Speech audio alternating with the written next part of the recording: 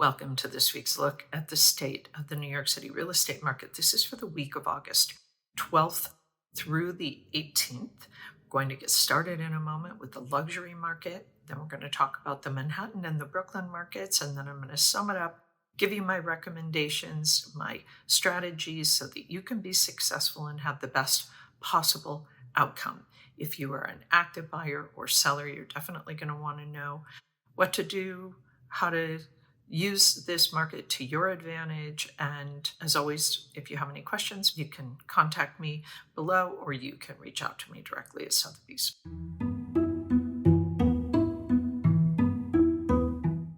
There were 20 contracts signed last week in the luxury market. That is one fewer than the previous week.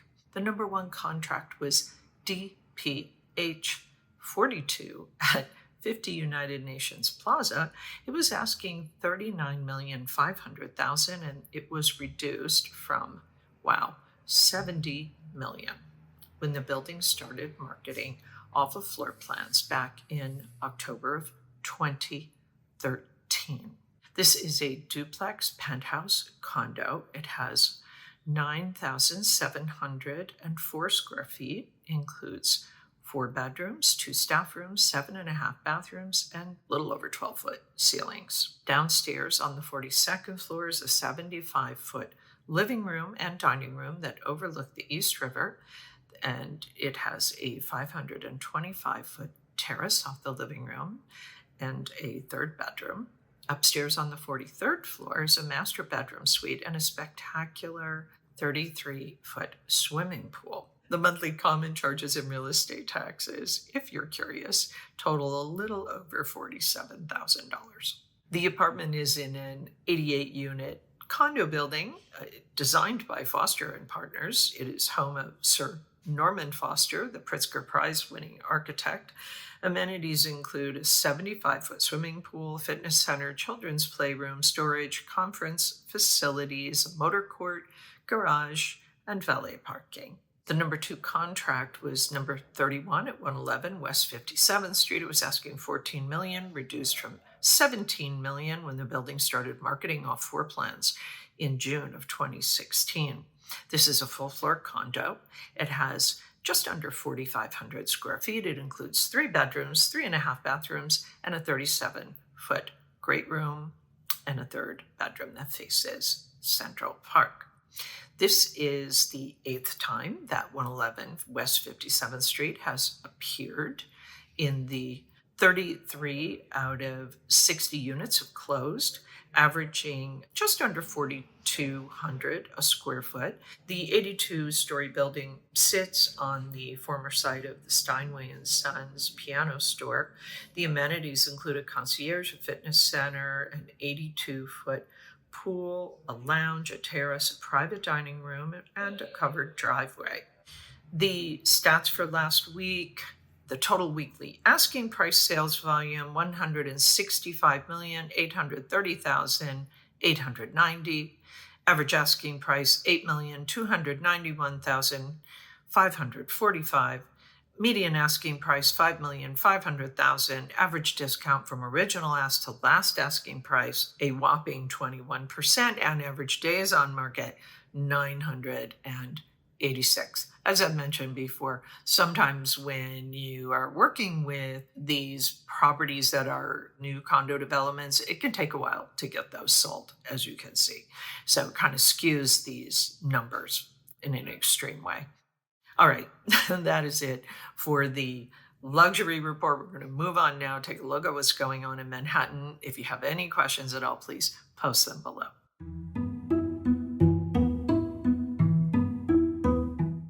The supply for the week in Manhattan, 187, a little bit of pop there, up about 7.5%. Contract signed, 215, also nice little jump there, up 16.2%. Off-market properties also rose 205, up almost 21%.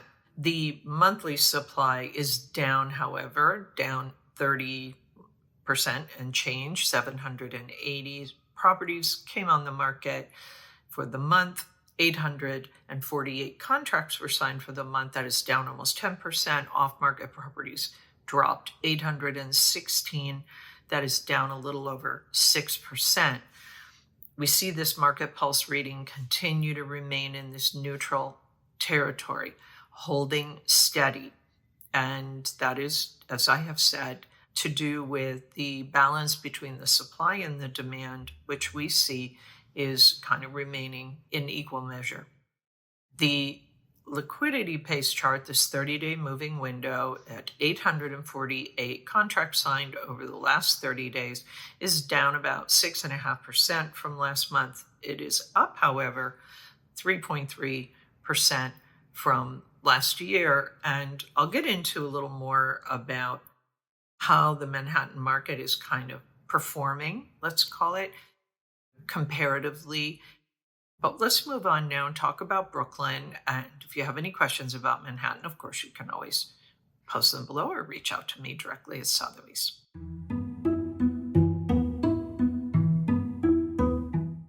140 new listings came on the market last week in Brooklyn. That is down for the week, a little over 9%. 116 contracts signed, also down almost 13%. Off-market properties, 74, down a little over 6%. The supply down for the month, a little over 18%. 649 contracts signed, down 494, down almost 19%. And the off-market properties rose just under 5%, 332. The market pulse in Brooklyn has changed. You can see we were rising, kind of leaving that neutral status, rising into the seller territory. However, that has changed. We've dropped back down into the neutral territory. So we are seeing in Brooklyn a slightly different story from Manhattan, down 3.3% from last month, down almost 2% from last year. If we look at the liquidity pace chart, this 30-day moving window, 494 contracts signed, down almost 15% from last month and down 15% from last year, we remain in this kind of low neutral liquidity state. That's pretty much it for Brooklyn in terms of the data. But I'm going to wrap this up now. I'm going to recap, and then I'm going to give you the sort of where we're at for all of these sectors of the New York City market. If you are an active buyer or seller, you're probably going to want to stick around because you want to be informed so you can be making great decisions. So in the luxury market, we know there were 20 contracts signed for the week. Those were for properties priced at $4 million and above. 3 of those were for the trophy category, $10 million and above. Condos far outperformed everything else. 17 condos. There was 1 co-op, and there were 2 townhouses in all of that grouping. 9 of them were uptown, interestingly, and 11 were downtown. Probably call it a split, although we have been seeing a little bit more activity uptown than downtown, so it's a little bit of a shift, not a whole lot. Again, this is a cash part of the market. Likely most of these deals were done as cash deals. And this part of the market's holding pretty steady. Has been for quite a while now. It's down 1 contract from the previous week, but not bad. You know, the Brooklyn and Manhattan markets, for all intents and purposes, both kind of remain in this neutral, let's call it balanced place. We did see the supply for the week in Manhattan just come up just a smidge. We're at about 6,051 properties in total for Manhattan. Brooklyn, we saw that drop a bit, and we're at about 3,150 properties in Brooklyn. Overall, though, we are seeing the supply declining in both Brooklyn and Manhattan, so we won't see new properties in any significant way increase or come on the market until probably after Labor Day sometime. So these next few weeks are likely to be pretty quiet as we finish out this summer. However, that being said, contracts signed kind of define the usual summer slowdown, at least in Manhattan for the week. We saw a rise in the contract activity, up 16%. That was a welcome surprise in Manhattan. We did see the contract activity drop a bit for the week. But again, this is a kind of a micro look when we're looking at this for just 1 week. We'll have to see if it continues. It may or may not have been connected to the rate adjustment that we saw. Have to see if it continues. We did see the off-market properties kind of in Manhattan up for the week, down for the month. Brooklyn, just the opposite, down for the week, up for the month. Overall, I think sellers are trying to figure out, is this the market they want to be selling in? Or do they want to wait, perhaps do something else with their property, perhaps wait until the fall to do something with their property, perhaps wait until next spring to do something with their property. But that's to kind of explain what's going on with the off-market activity.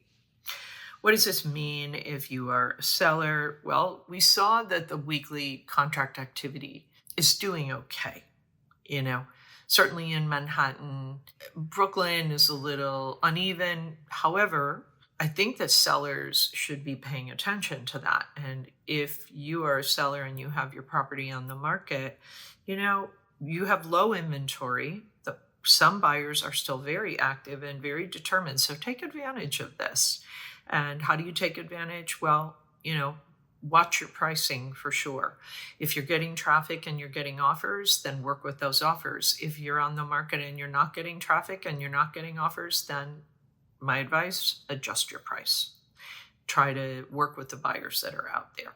Buyers, the rates seem to be making their way down, so try to take advantage of that. And if you want some leverage, for sure, look to those properties that have been on the market for a while.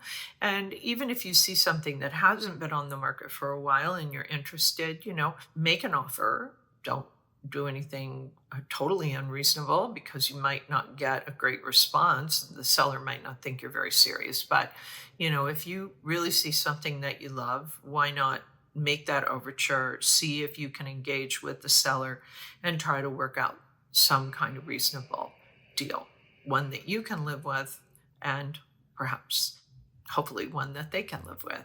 Okay, that is it for this week's look at the state of the New York City real estate market. As always, any questions, please post them below or reach out to me directly as Sotheby's. Remember that I'm never too busy for your real estate questions, problems, puzzles, no matter how big or small. My thanks to the Olshan Luxury Report and Urban Digs. The work that they do helps me to help you to make great decisions.